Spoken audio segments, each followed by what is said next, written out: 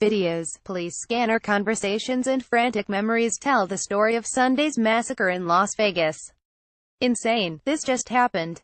Pray for Vegas pic. Twitter.com Raj7B Luke Brodlick at Luke Brodlick October 2, 2017. The first volley of shots came as the country singer Jason Aldean, the Sunday night headliner at the Route 91 Harvest Country Music Festival, down the Las Vegas Strip from the Mandalay Bay Hotel, was finishing up a guitar riff and turning back to the microphone to sing. Those shots were fired at 10:05 p.m., Sheriff Joseph Lombardo of the Las Vegas Metropolitan Police Department said at a news conference on Wednesday, citing the time recorded on surveillance footage. Mr. Aldean sang a few more bars before turning and hurrying off the stage. As the music stopped, the clatter of gunfire continued. The police department and the Clark County Fire Department began receiving the first calls for help at 10:08 p.m. Within seconds, some emergency workers were already pinpointing Mandalay Bay as the source of the shots. "It's coming from upstairs in the Mandalay Bay," one responder said over the police scanner. "Upstairs in the Mandalay Bay, halfway up I see the shots coming from Mandalay Bay, halfway up." Video by Las Vegas Metropolitan Police Department. Some concertgoers thought the gunshots were fireworks or firecrackers and seemed unfazed, while others began to run immediately. Body camera footage released by the police department shows that despite the initial confusion, some officers were able to identify the sound as gunshots as well as the general direction of fire. They shouted at the crowd to get down, or to run, as they crouched behind a concrete wall. "That's fireworks, not gunshots," one person in the crowd yelled back. Video by Nikki Davis. Nikki Davis, 22, first thought the shots were fireworks, but there were no lights, she noted. Then, after a second burst, she thought it might be a power surge, but after the music stopped, she ran and hid under a table. In a video she took while huddled there, no one could decide whether the best choice was to stay or run. Get out now, you guys," one person says.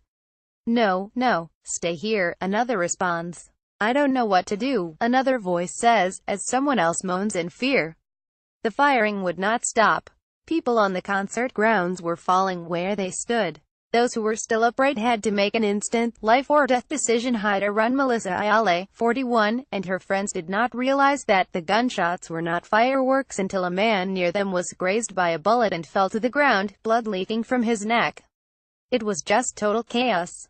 People falling down and laying everywhere," Ms. Ayala said in an interview. "We were trying to take cover and we had no idea where to go." "Where do you run to?" said her friend Shami Espinoza, 38, as she wiped away tears.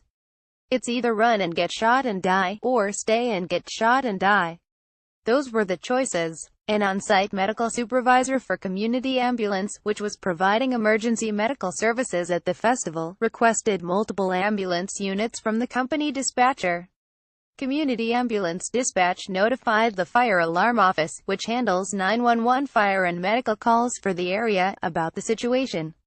Video by Las Vegas Metropolitan Police Department. Crouching behind a concrete wall, police officers heard over their radios what was becoming increasingly apparent to all the security personnel in the area: someone was firing from a window midway up one of the towers. On the scanner, one officer said he was going to form a strike team outside Mandalay Bay. At 10:12, two officers arrived on the 31st floor, but confusion persisted about where exactly the gunfire was coming from, with one officer suggesting that it could be from the nearby Luxor Hotel, and another reporting, incorrectly, that there were shots fired at one of the concert gates. The only certainty was that the injuries and deaths were still mounting. "We have multiple casualties. GSW's in the medical tent. Multiple casualties," reported one responder, using shorthand for gunshot wounds. Mandalay Bay Resort and Casino. The gunman shot from the 32nd floor. The hotel is about 400 yards from the stage. Site of Route 91 Harvest Festival. Mandalay Bay Resort and Casino. The gunman shot from the 32nd floor. The hotel is about 400 yards from the stage. Site of Route 91 Harvest Festival. Mandalay Bay Resort and Casino. The gunman shot from the 32nd floor. Site of Route 91 Harvest Festival. 5 minutes after the shooting began, the rat-a-tat of gunfire thundered off and on through the streets around the festival grounds. Puzzled about what was happening, a cab driver who was recording the events of the night finally got an answer on her dispatch radio. The police at the airport were telling drivers to stay away from the Mandalay Bay. But she was already in front of the hotel, where several people stood, apparently unconcerned and oblivious, outside the entrance. She rolled down her window to shout at them, "You guys, there's shots fired." No one moved. The gunman's room at the Mandalay Bay in Las Vegas. Eric Thayer for the New York Times. A police officer on the 31st floor of the Mandalay Bay had no doubts about the location of the gunman. "I'm inside the Mandalay Bay on the 31st floor," he said. "I can hear the fire from one floor ahead, one floor above us. Just be advised it is automatic fire, fully automatic fire from an elevated position." Another voice broke in. "Take cover." The officer on the 31st floor replied, "That is correct, it is fully automatic fire. I'm right below it." Among the weapons the gunman had in his suite were 12 rifles outfitted with bump stocks, which enables users to fire semi-automatic guns at a rate of fire comparable to fully automatic ones. They were .308 caliber bullets, and there were hundreds to thousands of rounds fired, said District Attorney Steve Wolfson of Clark County, Nevada, in an interview. And he had hundreds to thousands of rounds of ammunition in the room with him. In video and photographs, victims could be seen in this area. Multiple victims received first aid in this area and in the venue's medical tent. A video showed people climbing over a fence about 8 feet tall. In video and photographs, victims could be seen in this area. Multiple victims received first aid in this area and in the venue's medical tent. People fled in this direction. Roads were closed as emergency medical personnel began picking up concertgoers who had fled the grounds.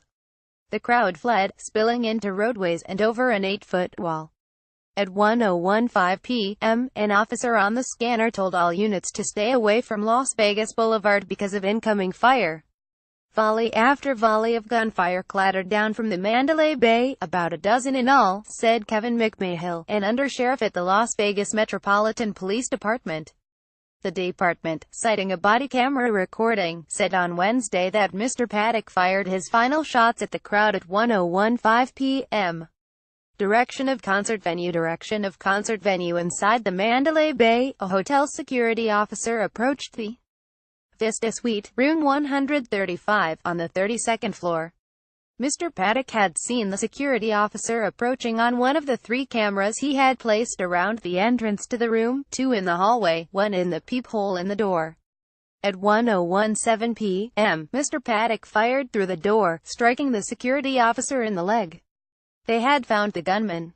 Video by FACEBOOKCORI Langdon VSTORYFUL. The Las Vegas taxi driver was driving past the concert grounds when a small gaggle of concertgoers rushed toward her car and dove inside. "Please, please, please," they shouted. "Anywhere, go, go, go." Panting with panic and pain, they told her what had happened. Blood, screams, shots. They needed to be as far away as possible. They thought thousands of people had died. "So many people are dead," one young woman said.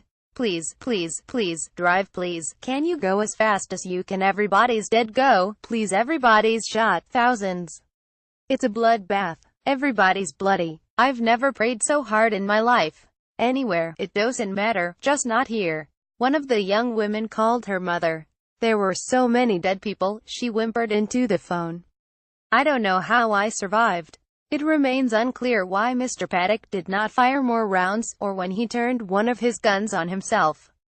But it would take more than an hour after the shooting stopped, until 1:27 p.m., for his SWAT team to burst through the Vista Suites door after 2 breaching attempts. As the SWAT team was arriving, the authorities were evacuating guests from their rooms, starting from the 29th floor, where some officers apparently thought one gunman might be. On the 32nd floor, where Mr. Paddock had been staying, some guests left their rooms and ran down the hallway to the elevators in bare feet. Even as police officers closed in on Mr. Paddock's room, however, uncertainty persisted about whether he was the only gunman. "It sounds like it's confirmed there are at least 2 shooters with fully automatic weapons," an emergency responder said on the scanner at 10:27 p.m. The scanner also crackled with false reports of shots at other hotels. Some officers did not know for hours whether the festival area was secure. I was hearing traffic on the radio all night about shots at the Tropicana, shots at Caesars, said Travis Smaka, a trooper with Nevada Highway Patrol. Shots were being reported everywhere. It was impossible to know what was really going on. People were going in every direction and victims were all over. I spent the whole night thinking we were under attack. But the threat was just Mr. Paddock, and he had stopped shooting. Several emergency responders remarked in the minutes after 10:19 p.m. that they had not heard any shots in some time. The closest major trauma center, Sunrise Hospital and Medical Center, received word of the shooting from the police at 10:20 p.m. and activated its mass casualty system 1 minute later. The first patients arrived at 10:50 p.m. On Tuesday evening, Mr. McMahill was defensive as he described the period between the final shots and the SWAT team's arrival. While there was that slight delay, the suspect was no longer firing into the crowd, he said. With the floor secured and Mr. Paddock isolated by 10:58 p.m., according to audio from the police scanner, a SWAT team exploded 2 door breaching devices, then broke in at 11:27 p.m. They found Mr. Paddock dead of what seemed to be a self-inflicted gunshot wound, lying on the carpet among his guns, shell casings and ammunition. Sherry Fink, Adam Goldman and William K. Rashbaum contributed reporting from New York.